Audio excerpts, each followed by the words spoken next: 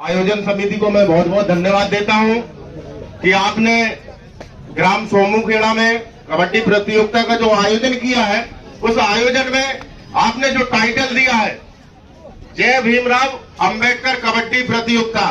तो साथियों, मैं आपको बताना चाहता हूं कि जय भीम जो शब्द है एक क्रांतिकारी शब्द है, एक जोशीला शब्द है। यदि एक बार हम जय भीम बोलते हैं तो बहुत आगाज होता है। आप कहीं पे भी जय भीम बोलेंगे, आप में एक ऊर्जा आती है। तो मैं आप सब लोगों से कहना चाहूंगा कि मैं एक बार जय भीम बोलूंगा, आप भी जय भीम का उद्घोष करेंगे। बोलो जय भीम, जय भीम, जय भीम, जय भीम। बाबा साहब अम्बेडकर अमर रहे, बाबा साहब अम्बेडकर।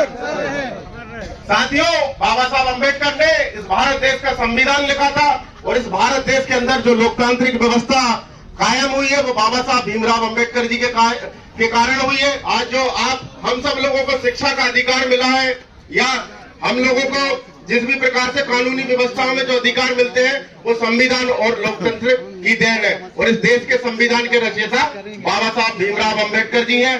साथियों, आपके बीच में उपस्थित होकर बहुत अच्छा लगा। खेल जो है वो खेल की भावनाओं से खेला जाना चाहिए। आज हमारे बीच में हमारे मुख्य अतिथि के रूप में सम्मानीय सुधीर पटेल जी जिला पंचायत अध्यक्ष प्रतिनिधि हैं।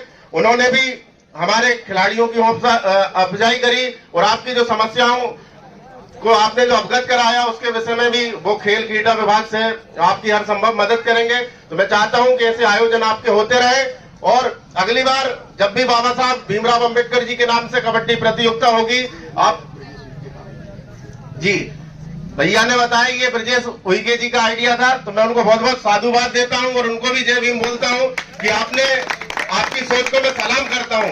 क्योंकि इस क्षेत्र में इतने अंदर जब हमारे लोग रह रहे हैं और बाबा साहब को आप याद कर रहे हो, बाबा साहब एक ऐसी शख्सियत है, मैं बाबा साहब के विषय में आपको बता ही देता हूं, 2 मिनट लगेगा, कि बाबा साहब एक ऐसी शख्सियत है देश के अंदर, कि इस देश का हर राजनेता, हर राजनीतिक पार्टी और हर व्यक्ति बाबा साहब के सामने जरूर सर झुकाता है।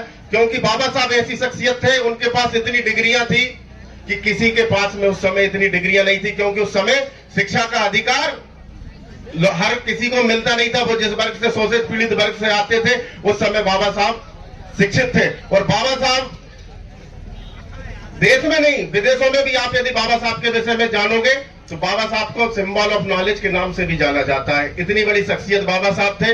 आपको फिर से सबको साधुवाद, जय भीम। मैं अजय अहरवाल हूं और कांग्रेस अनुसूचित जाति विभाग का जिलाध्यक्ष हूं और मेरा निवास इटारसी है और मेरा पास में ही गांव है सोमलवाड़ा खुर्द। आप जब भी किसी भी प्रकार की यदि कोई समस्या हो, कोई अन्य अत्याचार हो आपके ऊपर, यदि आपकी कोई सुनवाई नहीं करता, कोई पटवारी, कोई वन विभाग का कर्मचारी, कोई जनपद का सीईओ या किसी भी प्रकार की आपको समस्या हो, कहीं कोई धरना आंदोलन करना, हमारे जो आप युवा लोग हैं, आपको हॉस्टलों में कोई दिक्कत है, छात्रों को, छात्राओं को स्कॉलरशिप से जो भी आंदोलन करना है, जब भी लड़ना है, आप आधी रात को मुझे पुकारोगे कि अजय भैया आपको इस हॉस्टल में चलना है या इस विभाग में मेरे साथ खड़े रहना है, तो मैं आपके साथ तन मन धन से, आप जब बोलोगे, जितने बजे बोलोगे, रात में 12 बजे बोलोगे, 2 बजे बोलोगे, आपके बीच में उपस्थित रहूंगा। क्योंकि मैं भी आपका भाई हूं, आपका बेटा हूं। जय भीम, जय भारत।